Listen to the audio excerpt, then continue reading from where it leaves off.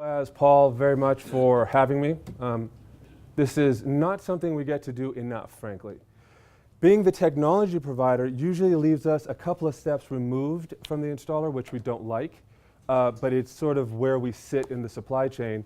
But it is very much our intention to get deeper and deeper engaged with the installer so we understand what's going on so we can translate that into technology. So let me just back up and say that for those of you who don't know, Focus Energy, now BayWa, was the very first distributor that Enphase signed up with. So like 10 years. So Enphase has been around 10 years. This is our 10-year anniversary.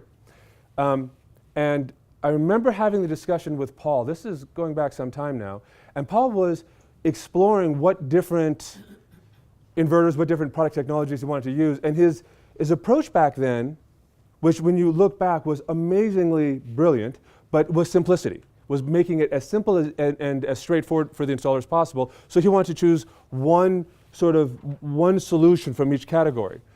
At that time, nobody had ever heard of Enphase, nobody had ever heard of a microinverter, brand new. Paul made the decision to go 100% Enphase, and that was the only inverter that they sold in the beginning, which was nuts. Even we thought, this is nuts. We loved it.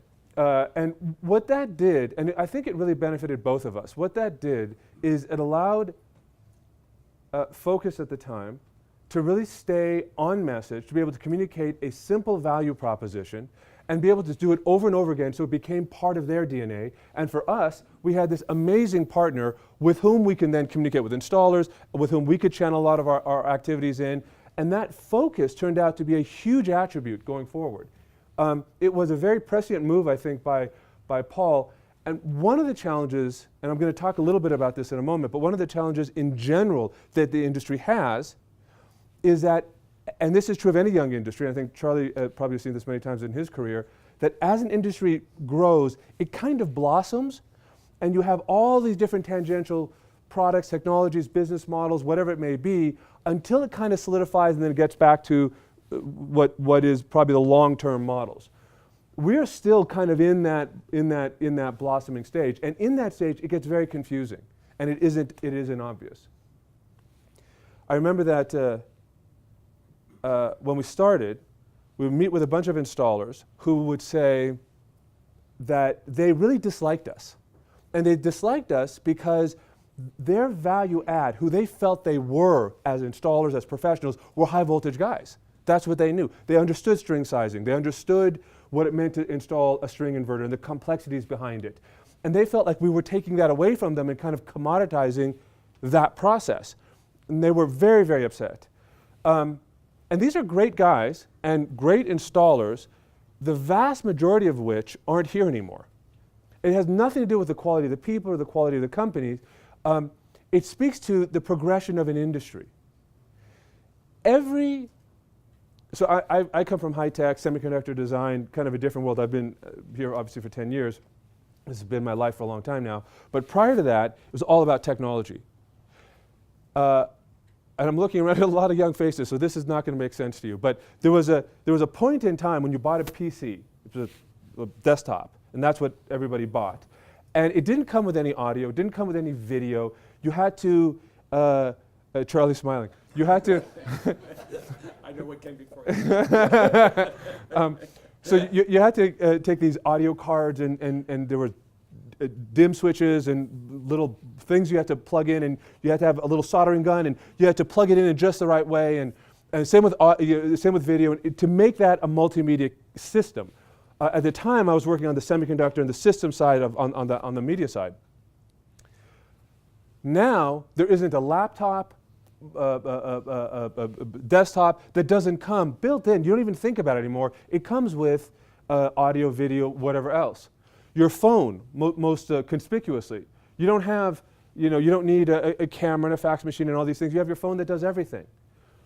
The one underlying theme to all technology development is that technology evolves in the direction of simplicity. It never, never goes in the other direction.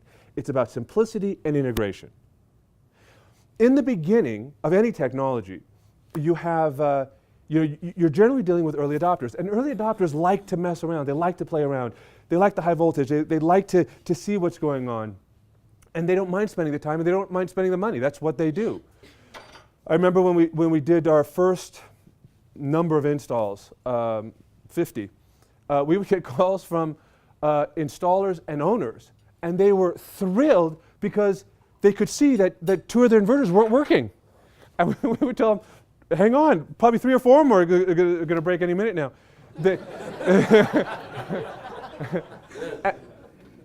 And they loved it. Today, we don't get those calls anymore. Today's very much the opposite. But at the time, with the adoption of new technology, it's okay. It's fun. It's exciting. It's what you do. As any technology, as any industry moves from a niche early adopter industry over to a mass market consumer type product, it must, by definition, go in the direction of integration and simplicity. Otherwise, you never make that transition. Not possible. There are only a certain number of people who really enjoy the deep technology engagement that comes with being an early adopter. The vast majority are building businesses. Their focus is on growth. It's not on some of the more arcane technology advancements. It's about how their business is doing. In order to help accelerate that and help create a more profitable environment, what we have to do is create something that is simpler, more integrated, and a technology that allows the installer to focus on, or the distributor to focus on, their business, not the technology. At this point, the technology is a vehicle for something much, much bigger. It's sometimes easy to forget how massive the energy industry really is. This is not a small industry. This is not an industry that you measure in billions of dollars. This is an industry that you measure in trillions of dollars. The solar industry, and for those of us who've been in it a while, it seems like a whole lot longer, it feels like, it's a mature industry, it's grown, it hasn't even started. This industry has not yet started.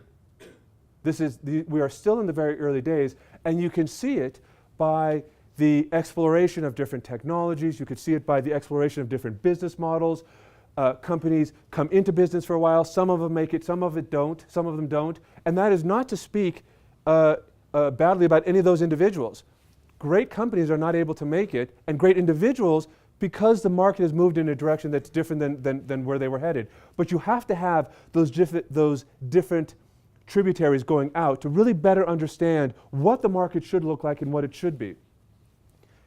It wasn't that long ago that everybody was looking at the PPA model and saying, game over.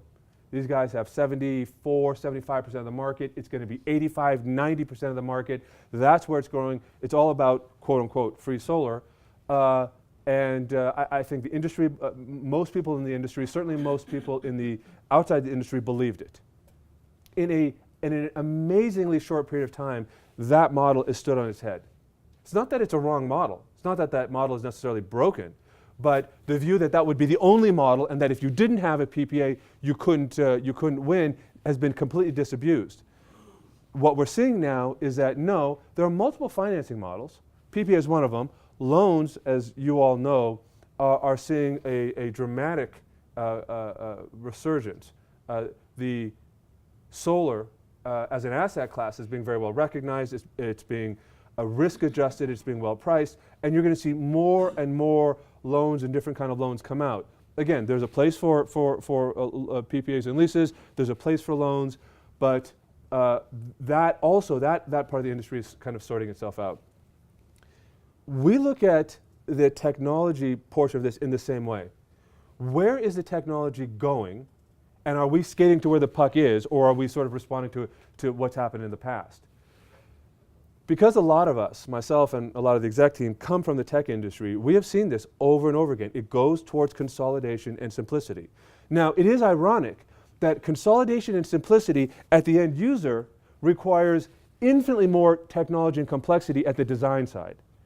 That's what's happening, where you abstract that complexity from the downstream by taking all of that on ourselves. So we look at something like the AC battery. The AC battery is a 1.2 kilowatt device that has the inverter, the chemistry, the battery controller, everything built into one box. You literally hang it on a wall, plug it in, if you will, and you're done. That has never been seen before. But the genesis of that was because we understood that if you have to put batteries here, an inverter here, somehow make it work right, somehow make it align it to how much solar you have and adjust that to what's happening on the consumption side and make it work. Brilliant science experiment, a lot of fun for a few people, not a mass market item. Not going to see the kind of penetration that we need to see. In order to do what we did, we had to design an inverter that's bidirectional. A bidirectional inverter for us is an inverter that goes AC to DC or DC to AC. So we can go DC to AC out of the battery or charge the battery by going from AC to DC. Our new generation of inverter has that bidirectional component. That took 2 years, 2.5 years to develop.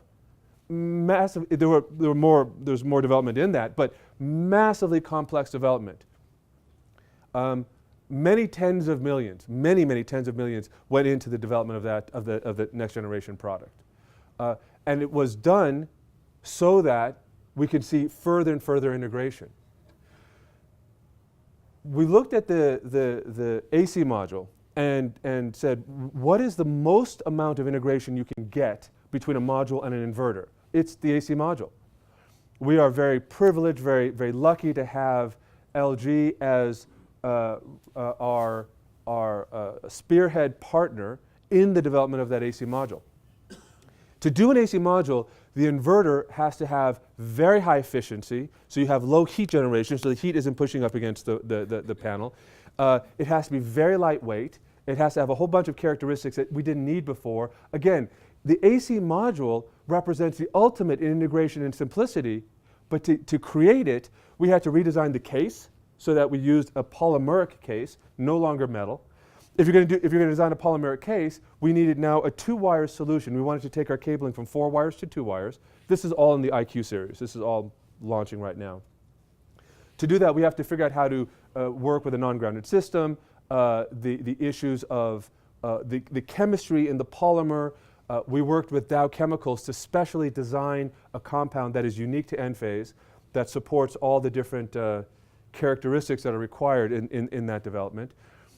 Because of that, when we first started working with LG, and you all can imagine how sensitive they are and how focused they are on quality, the LG engineers, the LG quality team have been to our facilities a dozen, 2 dozen times. They've been out to China to audit the factory, audit the manufacturing process. They've required changes to be made in the manufacturing process to further ensure the highest quality level.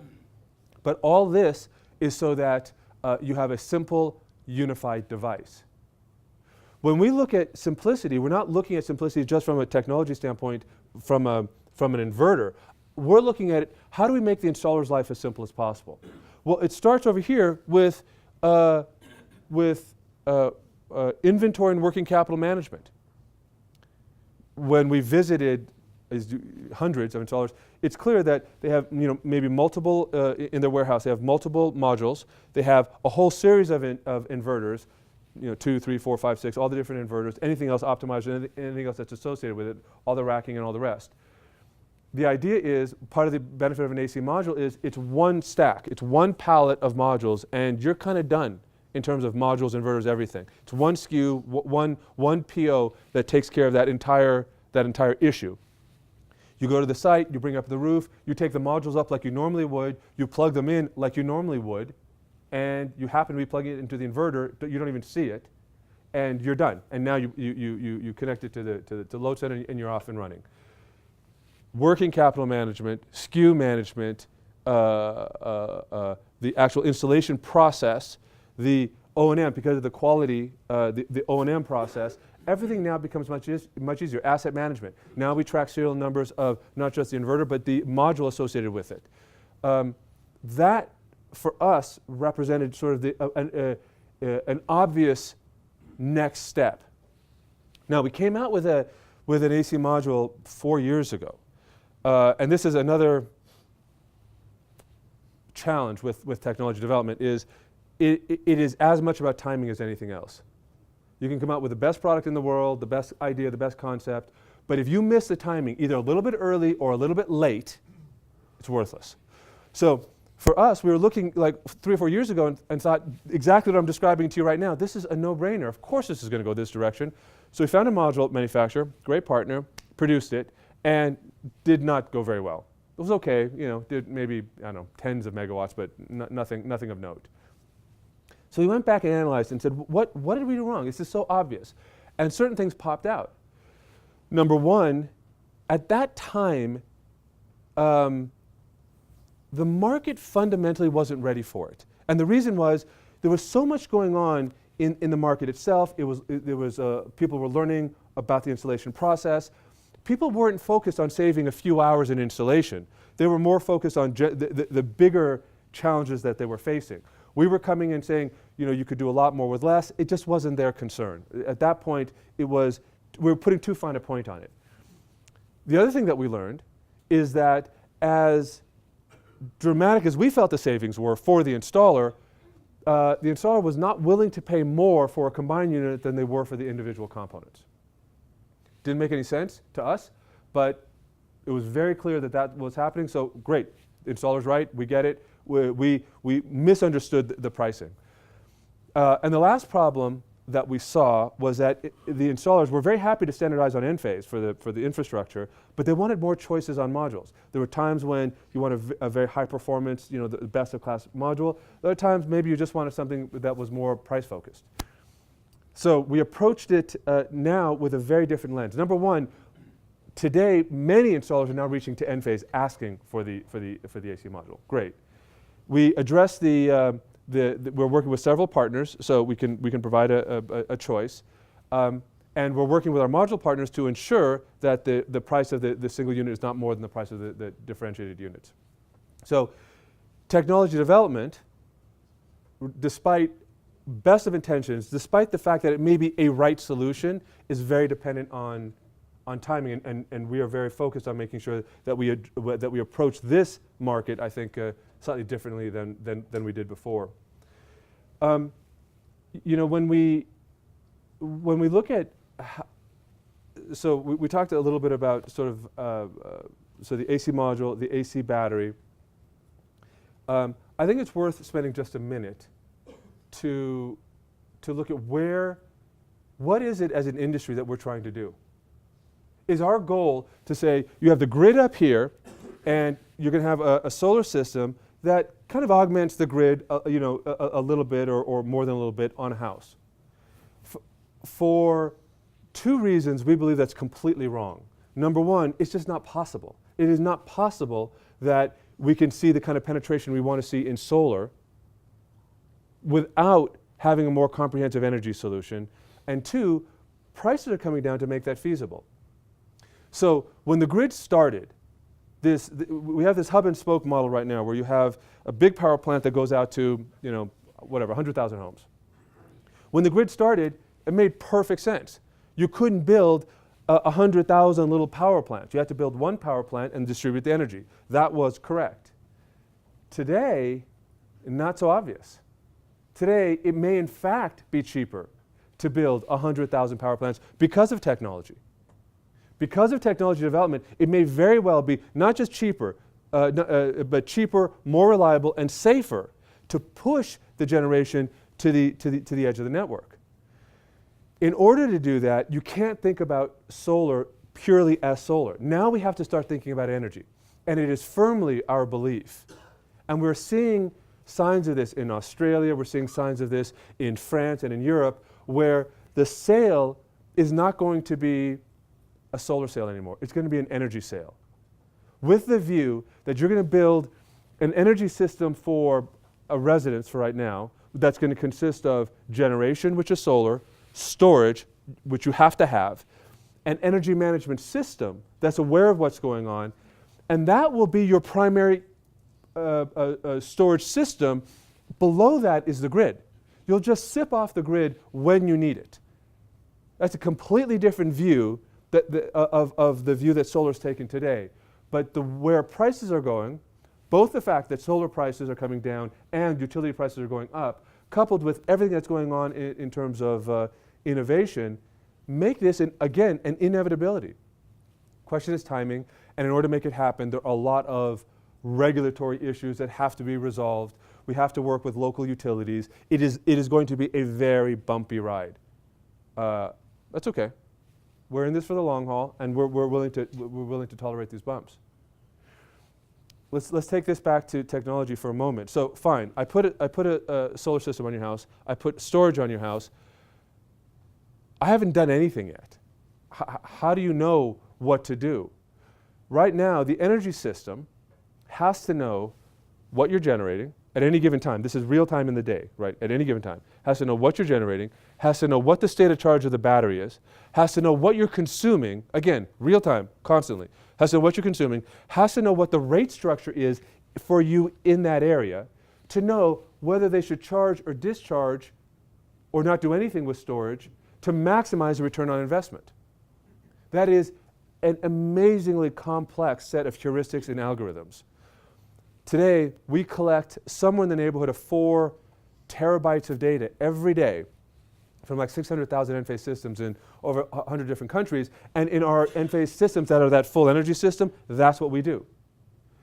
Whether it's in a city in Australia, whether it's a town in France, whether it's in Hawaii, we're looking at that system holistically and looking at all the metrics I said, and yet again more, and then determining that we should charge or discharge a battery at a given time, again, to maximize the return on investment for the owner, which means maximize the life of the battery, optimize, sell energy when it's expensive, buy it when it's cheap, don't use it if you don't have to.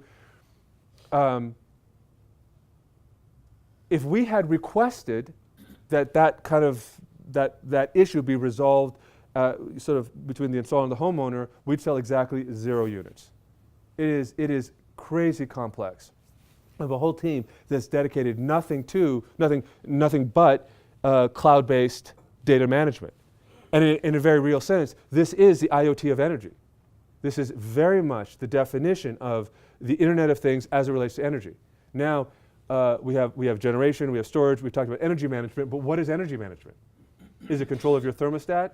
Okay, that's an obvious one, that's a big one, but there's a lot more ways that we can help control and manage that energy usage. That's the direction I believe that we're all headed in. And it's very exciting. As long as we do our part, which is to ensure that we can allow you to offer these kind of, this amazing feature set for the consumer, but without your having to see that complexity.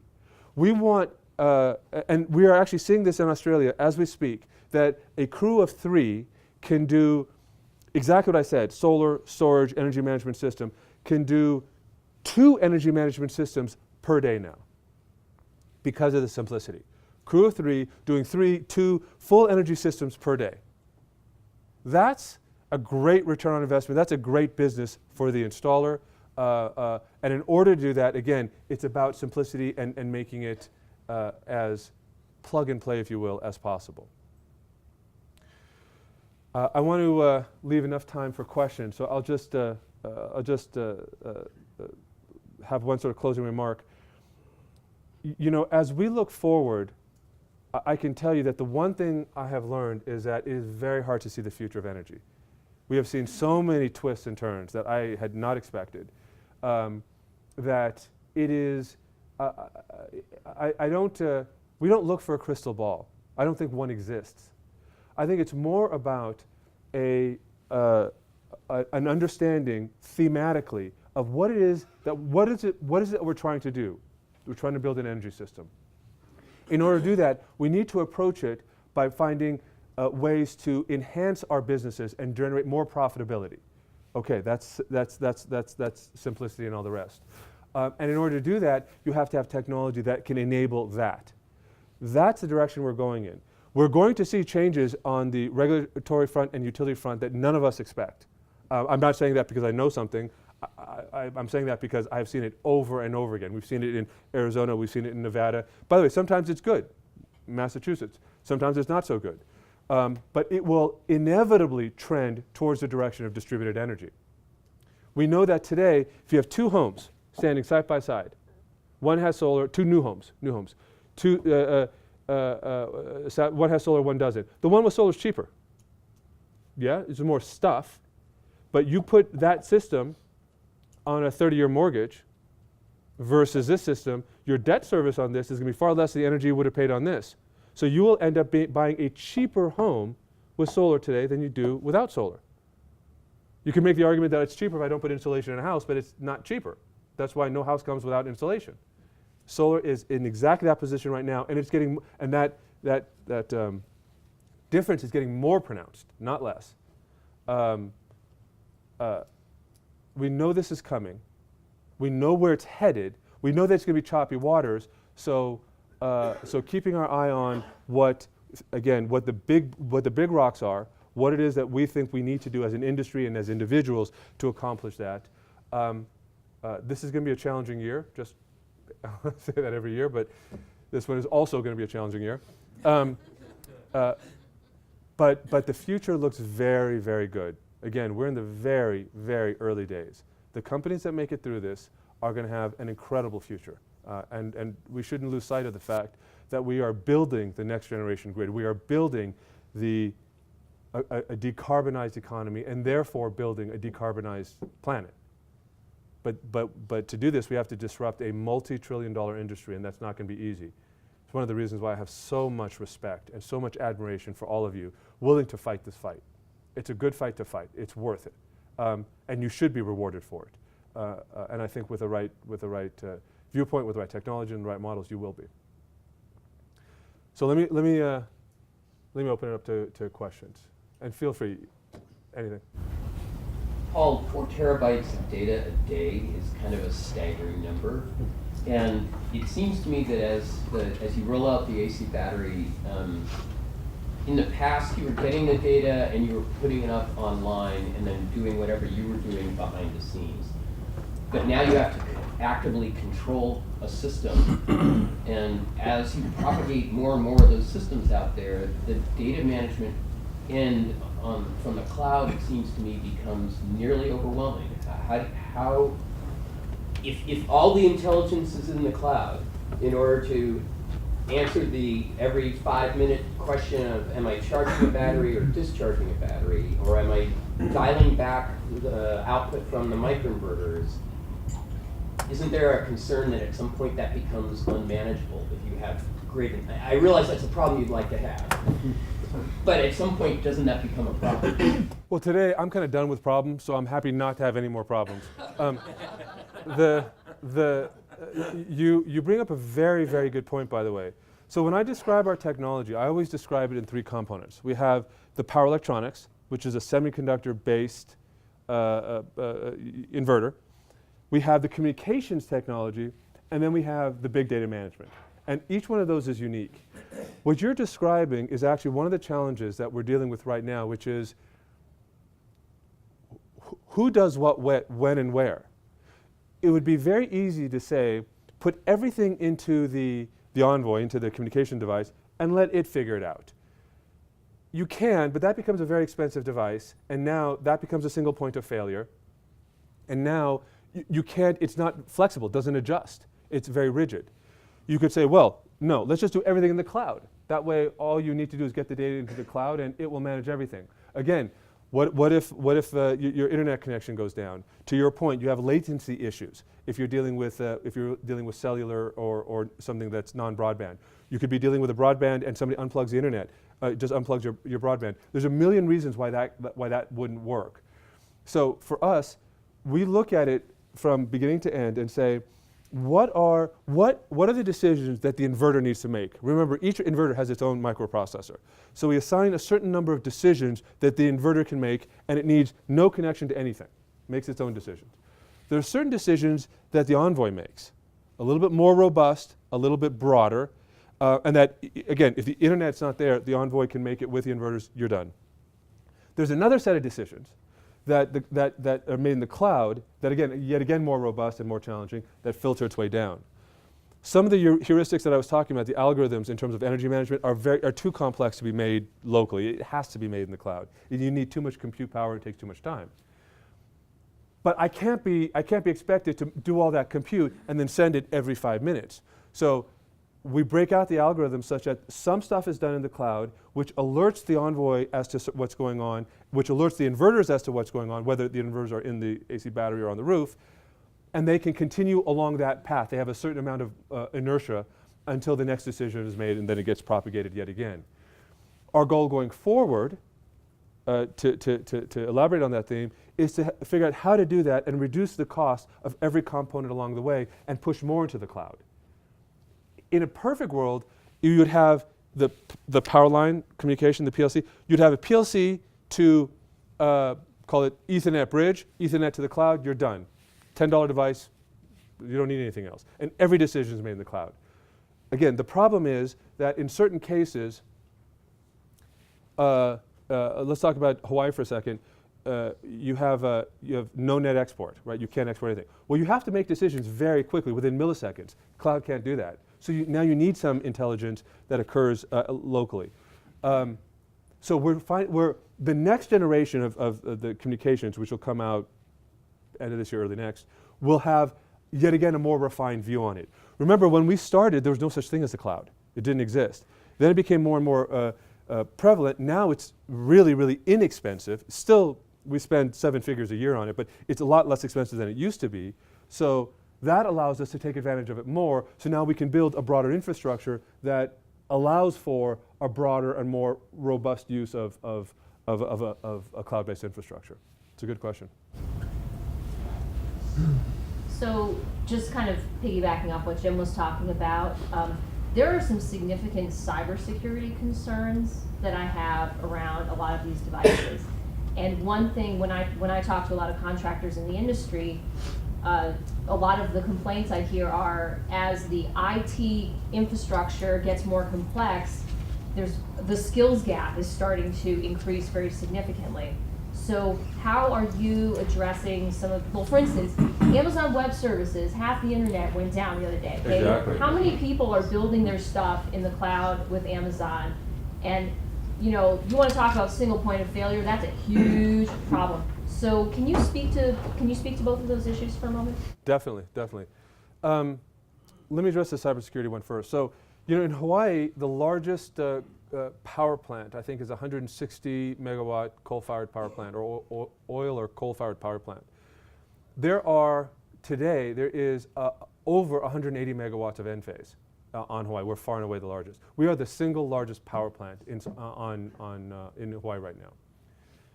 I went to a meeting as HECO became aware of this, and it surprised them. I went to a meeting in which there was, I walked in a room and there was Homeland Security, FBI, some guy, scary looking guy in a suit, didn't say a word the whole time, which is worse, and then a bunch of the HECO guys. And they had this, they brought up the exact same concern. They said, wow, this is kind of alarming, because if something happens to Enphase, to the Enphase systems, it would bring down Oahu, because it would change the voltage on the grid, and it would cause an automatic shutdown. And it would just be really challenging. So we have instituted a lot in the way of cybersecurity in our technology. We do everything from the communication from the inverter down to the Envoy is fully encrypted. We decrypt it partially at the Envoy. We then re-encrypt it and send it up. And then by the way, most of our cloud-based data is held at Amazon. And then that has its own set of encryption, and we use a certain set of servers that are high security servers. And so, and by the way, we have people who are dedicated to just cybersecurity right now, to ensure that you can't break into any area. We have people who we contract and we pay them to try to break into every aspect of it to see if there are holes. And there had been. And we plug them, and they keep looking, and they'll find something else, and we plug that. So I don't have a simple answer for you on that. And I don't think there is a simple answer.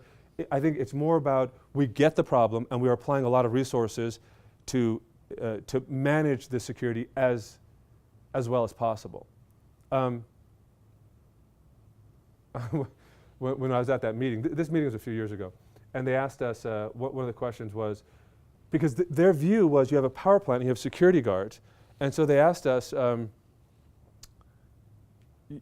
how do you secure some of the basic servers. I mean, do you have armed guards? Do you have locked rooms?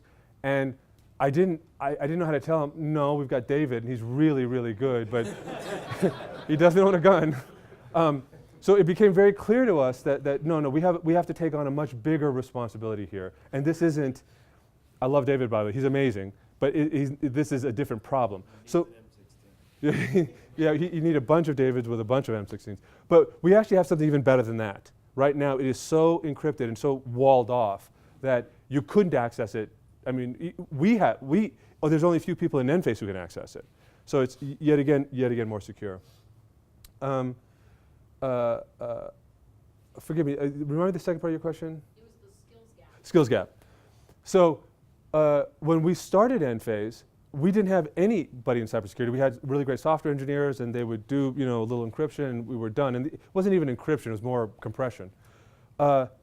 Now we realize that no, we have to have the security expertise in-house, and we have to contract outside firms as well to help make sure that that we're up to speed, because it's changing so fast. We know that not speaking for Enphase, but the utilities are very vulnerable. They are. Some of them are better than others, and they're definitely understanding the importance of security more and more. But that vulnerability that you're speaking about, yes, we're aware of and having to build that skill set for. The utilities have to do the same. It's more of an energy issue than it is necessarily just an Enphase issue. But I think the good news is that there are more and more people out there, more and more software engineers who this is all they do, and they're getting better and better at understanding it and actually anticipating future attacks and being able to prevent that. Long way to go. Again, still in very early days, but a lot of stuff happening there. My company is in Kansas City, so we're in the Midwest, which is just starting to kind of uptake the renewable energy. We're in a kind of unique position. As my firm's an architectural design build firm. We focus on net zero building designs, residential and commercial. Right. What's kind of shocked us and caught me by surprise, I've been watching the industry shift to storage pretty quick, and I knew it was coming quick. What's been interesting for my team is how fast and how hard people are pushing for a self-contained home. Right. And what we're starting to realize is a lot of these homes, I've got two that we're building in a subdivision. The power company's got a PED, 60 feet out in front of the house. The cost to hook up to that during construction, we're seeing between $7,000 to $10,000. So right off the bat, our homeowners are looking at their budget line items and going, yeah, how much of that can I put into storage and just not use them? Because it's a combination of that and $600 to $1,000 a year in fees and taxes just to be hooked up to it, even if you've got this net zero home and you're only using them during nighttime. That's right. So as we're identifying storage systems, what we're seeing is, like with the system you've designed, everyone talks about Tesla. I get hammered with the Tesla Powerwall. Sure. So do I. And so the bottom line is that every time we look at these systems, we always come back to they're still too complex. They're still too small. And like the original Powerwall, they already changed it because the feedback they got is this is stupid. You need a dozen. And so they doubled the size of it. They did an AC couple because a lot of people want microinverters. So now they have an AC version. But again, now we're looking at those going, okay, well, instead of needing 12, we need 6. Do you have some development in place moving forward to provide larger units of storage and a storage solution that can be an off-grid solution? Yeah, that's a great question. It's interesting because that phenomena is occurring around the world. In France, the biggest driver of storage is self-consumption. There really is you don't benefit from it. There aren't tariffs that reward you for it. But people have that sense that I want to own it. I want responsibility for it. I don't want to have to rely on the utility. I don't have to keep paying a bill. Let me be self-reliant. It's amazing it's very interesting to me to see that feeling is prevalent, just everywhere. To address this specific question on on off-grid and sort of the bigger question of when can the perfect kind of energy system be built, two things have to happen. One is that today chemistry is just too expensive. And I don't care whose you use. It is just too expensive. That's the bad news. The good news is it is coming down in price so fast. It's coming down in price faster than module prices are coming down. I mean, it's coming down, and in part because we're not the only ones using it. Electric cars are driving a lot of the factories. In China, there's a mandate for a very specific type of battery chemistry, lithium iron phosphate. So you're seeing, which is what we use. So you're seeing factories being built to support the auto industry in China for that. And so I think you're going to see the same thing we saw on modules and regrettably inverters. You're going to see with storage. It's going to come down dramatically in price. When it does, then it's going to make sense to use chemistry full time. Right now, it's hard. Right now, it is still sort of about rate arbitrage and doing the things that we had talked about. There will come a time, and it's not 5 years, it's 2 years, 2.5 years. It's not really far, it's not far at all, where you're going to see chemistry come down to the point where you can't talk about that. You can't talk about that. Well, here's the thing with a lot of our projects that we're doing that are outside of the metro area. So people that live on 3, 5, 10, 20 acres, they typically are not wanting their homes to be right up against the dirt road. Yes. And as soon as we do the calculations on that, we're finding cost to hook into the grid of $30,000, $60,000, $80,000. And in the 3 projects I have going now, all 3 have decided to go off grid because it costs the same or it's less. They don't have the annual fees and taxes. They were, it's a net zero building anyway. They've got all the solar. Yeah. So we've been really shocked that we keep thinking it's a couple 3 years down the road, and for everyone, especially rurally, it is today. It is today. I agree. And what we want to do is turn it where you don't need to make a $60,000, $80,000 decision. You need to make a $6,000 or $8,000 decision for the whole thing. That's when we think it turns and it becomes very prevalent. That's when you sort of aggressively move away from this hub and spoke model that exists today. Now, in order to do that, you have to work off grid. Today, the way our inverters work is we look at the line voltage, and then we inject current at that frequency, which makes us grid tied. We have said that we are working on a product that will allow the batteries to work when the grid is there or not.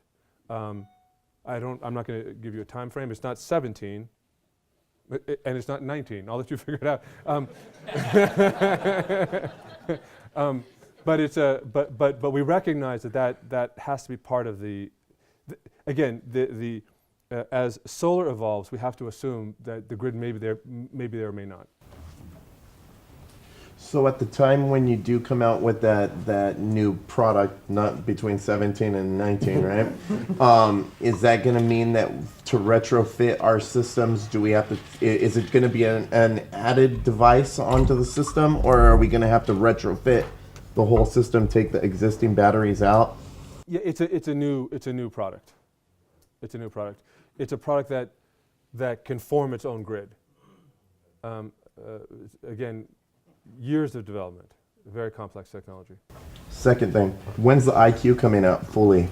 Well, it's launching this quarter. It's launching. I think we're shipping in the next couple of weeks. Good and bad, I guess, is that the demand is outstripping supply because as you ramp up, you have to manage your manufacturing process. So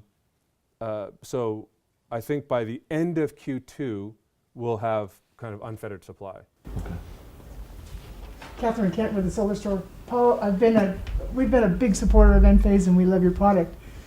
But I have to say that our salespeople have to run into our competitors who are talking about the fact that a 25-year inverter doesn't really matter if the company can't make money. Sure. So I'm just going to leave it at that. How can we address that? So hopefully, and we realize that that's a tough question, and we get it. It's interesting that we grew maybe 10% share in 16 despite those headwinds, but we need to relieve you of those headwinds. We announced that our OpEx now, we've cut to a point where we believe that profitability is, we're not guiding to a specific time. We said in the past that we'd see profitability in the second half. We took yet again actions in Q1 that we believe will pull in profitability. So it's very much our hope that we can relieve that concern in some number of months. Thank you. And Paul, if I could just add to that, and, like our auditing process, LG's auditing process was not just on their manufacturing and R&D, but it also involved their financials. And so we're very confident because at the end of the day, with the AC module, if Enphase goes under, then we're responsible, right? So we took that very, very seriously, and we're very comfortable with Enphase and where they stand. Thanks, David. So we've been Enphase installers almost as long as Enphase has been around, and we've watched you grow. And you know, we're 100% Enphase on our residential installs, and it's been fantastic. On the commercial side, we've seen fits and starts from you folks, and we're New York based. The biggest growth area that we're looking at is on the commercial community solar, which is commercial. And I just wanted to ask you what Enphase's direction is to support the commercial market. Right. So today we're about 15% commercial, 85% resi. And the reason for that is very singular. It's price. That, as you know, pricing on commercial is significantly below pricing on residential because of the size of the inverters and the economies of scale that they can achieve with that. We've made it abundantly, I think, clear that we are on a very aggressive cost reduction path, and the IQ is a big part of that. We have another version of it coming out mid-year, another version of it coming out at the end of the IQ7 is coming out at the end of this year or early next. Our view is that once we get to that time frame, that now we can compete with any commercial system, small commercial, not 100 megawatts, but small commercial system, because we'll be able to hit that right price point. So there's really no technology challenge. It's really been, we have seen that the reason that we haven't had the kind of success in commercial that we have in resi is simply because of price. Everything we're doing on price is to address on cost is to address that, and it addresses it not only for resi but will address it for commercial as well.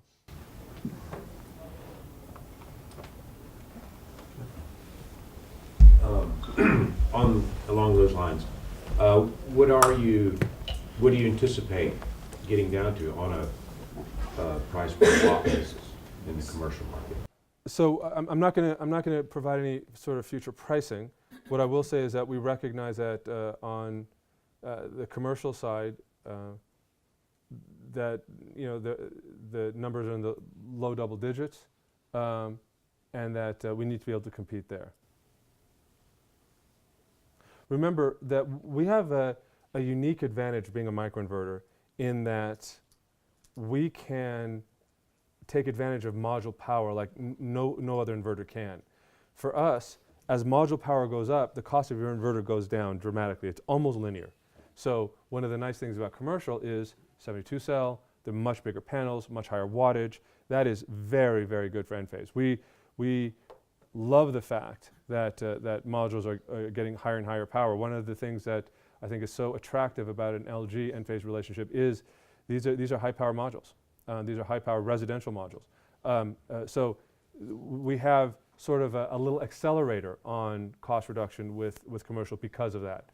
That's why we feel very confident that with what we're doing, we can get there relatively soon. I mean, one of the, just to follow up, I don't mean to monopolize, but obviously as module wattage has jumped, especially in the 72 cell, and outpaced your current product offering to some extent, which has kind of pushed us to look at alternatives, which the Solar Edge, obviously.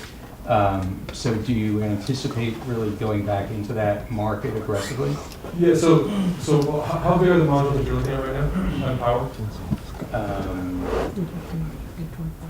Everything up to, but we're looking at things including SunPower 435s, which are probably that. But. So outside of SunPower, my guess is that you're in the 360, 380 range-ish. So the IQ6 Plus is a 290 which can support up to 380. So you'll have the power with the generation of product we've got coming out right now. And we're coming out with a 290. We could have pushed it up. That's the power for us is not a problem. It's a good thing.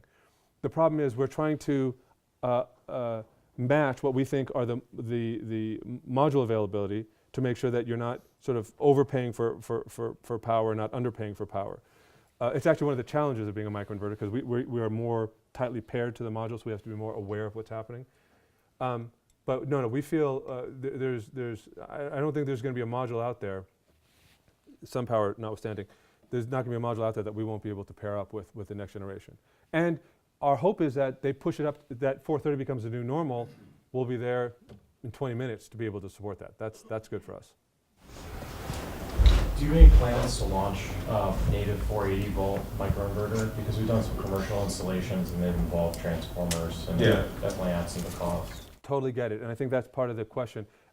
Once we feel that we had talked about it, but because we felt like we weren't at the right price point and we have a finite number of engineers, it just didn't make sense.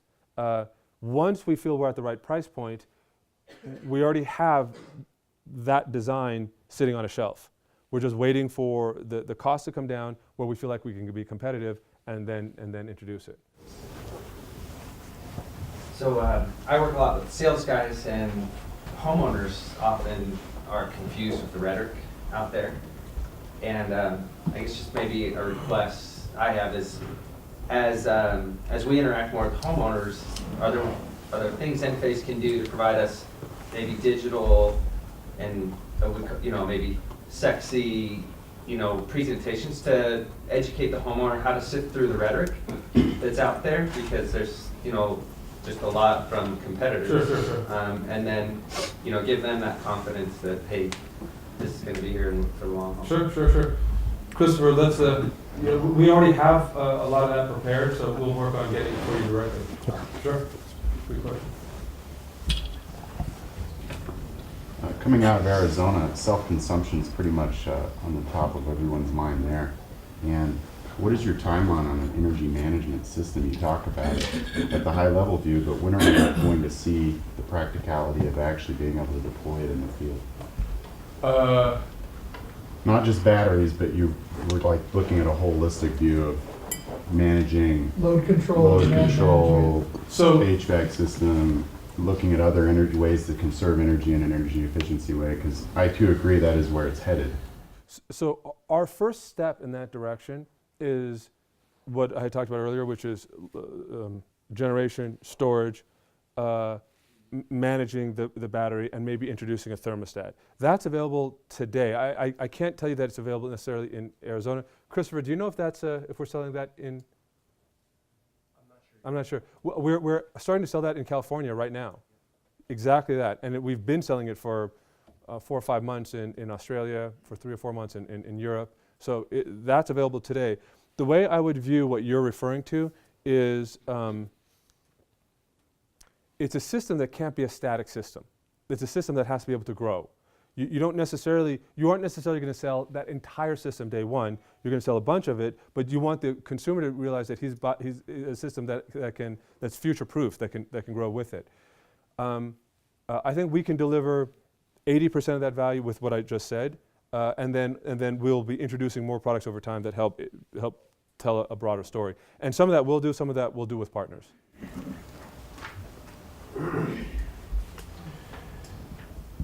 So you talked about streamlining in the industry and integration and simplicity being the goals. In this window of increasing technical complexity, I think installation companies might actually be seeing an increase in the design capability they need, the sales sophistication they need, the number of SKUs they might need to stock, actually more complexity today. What advice would you give, or what would you be thinking about as an installer looking at that? Right. So, I would go back to sort of Paul's strategy early on with Focused, which was to focus the limited amount of resources that we all have on a very targeted set of either technology, business models, whatever it may be. it's very tempting, and we fell victim of this too, a lot of things look good. It's like going into like shopping when you're hungry. It's not a good idea. I don't need 6 pounds of pickles. I didn't know that when I was shopping, but when I get home, you realize this is ridiculous. I don't even like pickles. Why is that there? The same is true with these business models and new technologies, that you walk in and you're looking at these things and they look, wow, that's amazing. Let me try this, and let me try that. And before you know it, the finite number of resources you have get dispersed, and the power of that concentration gets lost. That's very damaging. I think anybody's better off, and I'll speak for myself as well as anybody else, identifying what is it that fits your model, what fits, where do you want your focus to be, and then put your energy on that. It's okay, and not get distracted by shiny things, not get distracted by things that are on the fringe. Just make the decision and stay focused. It doesn't mean you have to stay focused forever, but it means that for some period of time, all your energy is going to be there. And what you'll find out is that you get better and better and better at that. And there are subtleties that you didn't realize before. There's a refinement that occurs. You get more efficient. When you have to do it, when you're choosing 3 or 4 different ways, you never get that. It never happens. This is true I think with technologies, with business models, with partners. I think it's true just across the board. In a time like this, where we talked about earlier, where there's a lot of different ideas and things happening, staying focused, not being distracted, I think would be my advice and would be the key.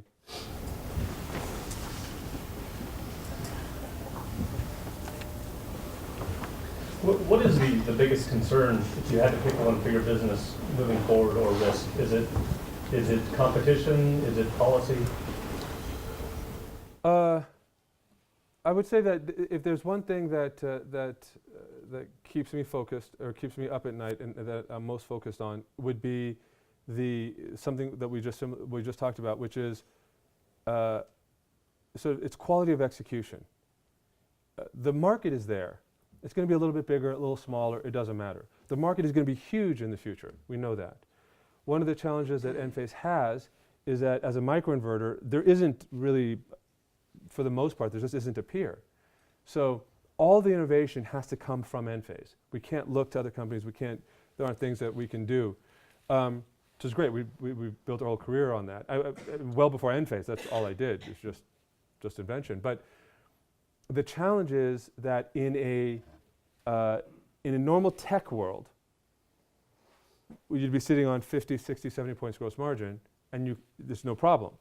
In this world, where you have much lower gross margin, you have to use the gross margin that you have, the dollars that come in, and apply it to innovation, roadmap, cost reduction. That's very, very tough. There's more technology in Enphase than any company I've ever worked in. And I've worked at NEC Electronics, I've worked at some of the biggest. And those were very focused on either semiconductor development, software, whatever. This is just so broad, and there's so much invention, it's never happened before. And every step we take, we're clearing the brush. There's no path. There's no path for anything that we've ever done, which is wonderful. This is what we love doing. I'd like to have a little bit more money to do it with. So now that we don't, that's what so now it's about execution. It means that if you would comfortably do something with 10 engineers, you have to do it with 5. If you could comfortably get it done in 18 months, you have to get it done in 12.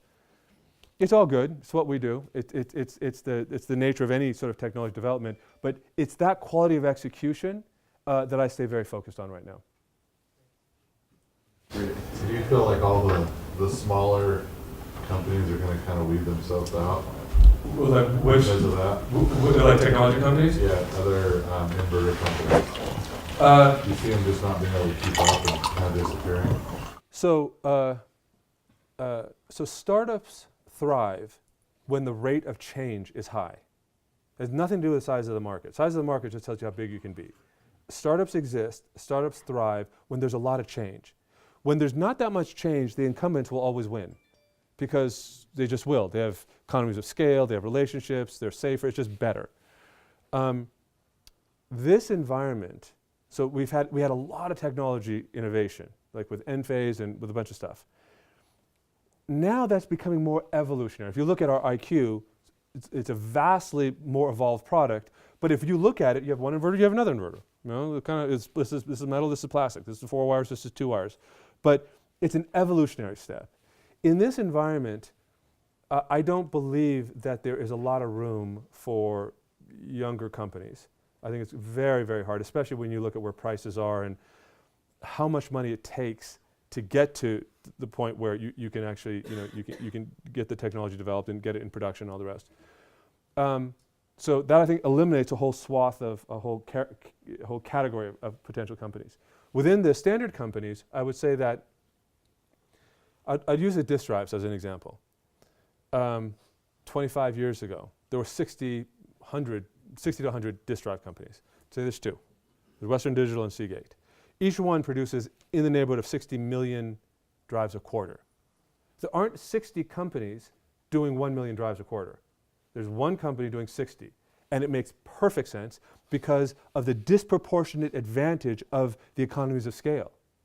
So I think as we move forward, you're going to see fewer companies doing more volume, which means that some companies will definitely get eliminated. And again, it's not that they're great companies. It's not that it's not. I don't mean this as a slight or pejorative on any company that doesn't make it. There are companies that haven't made it in solar that I have tremendous respect for, really tremendous respect for. But in this environment, it's a very it's a very sort of Darwinian environment right now, and the fittest will survive. You have 5 minutes. Can you speak about Enphase's position on SolarEdge and their rise into the market and how you're going to compete against it and how we can compete? Sure. So SolarEdge had been around for a long time with Enphase, and we were winning the market, and everything was fine. And I have a lot of respect for the company, so don't take anything I'm saying as being demeaning. But their view was, we're kind of like Enphase, but we're cheaper. But they were kind of like Enphase. It wasn't Enphase. So we just kept winning. In a very short period of time, at the end of 2015, the environment for the installer became so competitive that but I'm cheaper became the dominant phrase. And we missed it. We kept seeing our gross margins increase, share was good, and we just missed it. We missed how competitive it was, and we were holding up the pricing artificially. Again, in hindsight, we didn't see it at the time, obviously, but in hindsight, I can see that. So I had to come down in price, which was really all about 16. 16 was sort of catching up on price. What we have seen is that we have the ability, we believe, to get to a lower cost and therefore a lower price as a result of innovation. It meant that we had to shed sort of everything else we were doing. There's just like, okay, just going back to what we were talking about before, we're very, very focused right now. There's very little else that we're doing except executing against a roadmap, much of which is on cost reduction. So I would say that by reducing our OpEx, which allows us to get to profitability at a lower gross margin, step one, that's done. Focusing on cost reduction allows us to now compete, because we do believe that that we're a preferred solution. I'm very biased in this, but I really do believe that all else being equal, we will win more jobs than we'll win more customers than we will lose because of the nature of our solution. And I think that becomes yet again more pronounced with the AC module. The AC module, I think, I mentioned this on the call yesterday, but we all believe that the future of rooftop solar is an AC module. It just doesn't make sense to me that you can have one module, put on the roof, plug it in, walk away, versus plug in the modules, here's an inverter, you may or may not have optimizers, you've got string sizing, you've got a big inverter on the roof. It doesn't, I've never seen an industry go in that direction. I've always seen the opposite occur. So I'm sort of going on history and going on what some installers are telling me. So because of that, we believe that we're on the right cost reduction path, we're on the right roadmap to help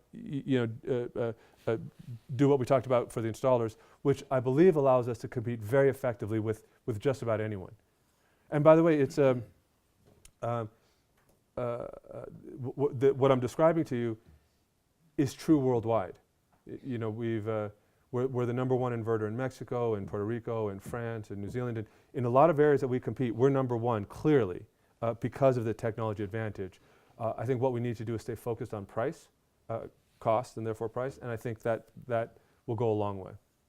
Can I just add to that? So one of when we've been selling your product for a very long time, and what differentiated Enphase for us initially was forgetting even the technology side that we dealt with was the user interface on the consumer side.